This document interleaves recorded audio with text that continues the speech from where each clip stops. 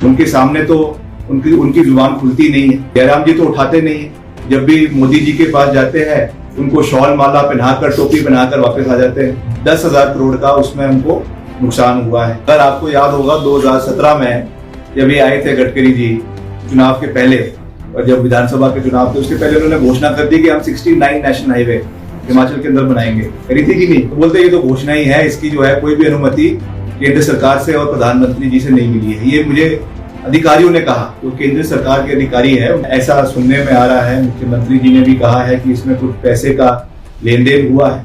अगर ऐसा हुआ है तो हिमाचल प्रदेश के इतिहास में पहली बार इस तरीके की चीजें हमको देखने को मिली है।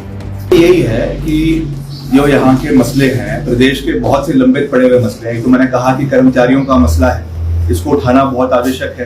प्रदेश के ओपीएस को जो हमने 9,000 करोड़ रुपए केंद्र में फंसा हुआ है, ऊपर से हमारे एनएच, अभी तो मैं पीडब्ल्यूडी मिनिस्टर के रूप से हम लगे हुए हैं, मगर आपको याद होगा 2017 में जब ये आए थे गडकरी जी चुनाव के पहले, और जब विधानसभा के चुनाव थे उसके पहले उन्होंने घोषणा कर दी कि हम 69 नेशनल हाईवे हिमाचल के अंदर बनाएंगे। करी थी कि नहीं? आप लोगों को पता होगा।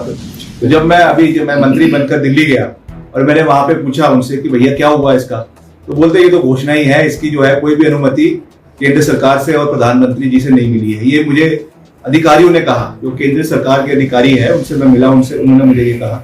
तो ऐसे बहुत से मसले हैं, हमारे बिजली के मसले हैं, हमारे कर्मचारियों के मसले हैं, सड़कों के मसले हैं, इंफ्रास्ट्रक्चर के मसले हैं।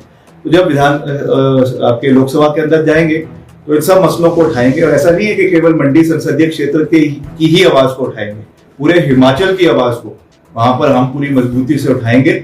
और जो भी यहाँ के लंबित पड़े हुए मसले हैं, हमारी हक की लड़ाई है। हमारा जो रेवेन्यू डेफिशिएंट ग्रांट है हर राज्य को मिलता है।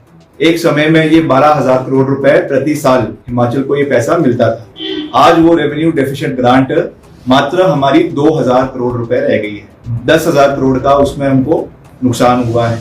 जीएसटी कलेक्शन जो हो रही है उसमें हमको घाटा हो रहा है, प्रदेश को घाटा हो रहा है। और साथ ही साथ जो हमारा सेंट्रल रोड फंड में हमको पैसा मिलता है उसमें हमको कमी मिल रही है। तो ये सब चीजें जब तक कोई उठाएगा नहीं इनको लोकसभा के अंदर, तब तक वो भी क्यों उस बात को सुनेंगे। जयराम जी तो उठाते नहीं है।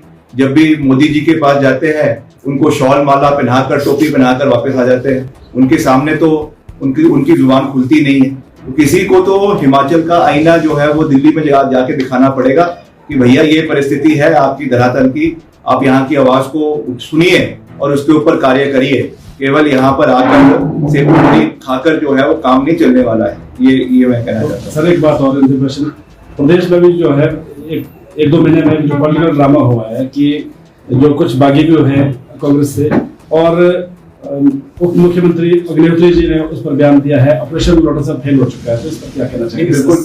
बिल्कुल फेल हो चुका है, बिल्कुल फेल हो चुका है। और जो भी विधायक यहाँ से गए हैं ये दुर्भाग्यपूर्ण है।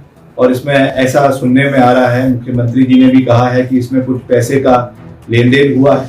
अगर ऐसा हुआ है तो हिमाचल प्रदेश के इतिहास में पहली बार इस तरीके की चीजें हमको देखने को मिली है।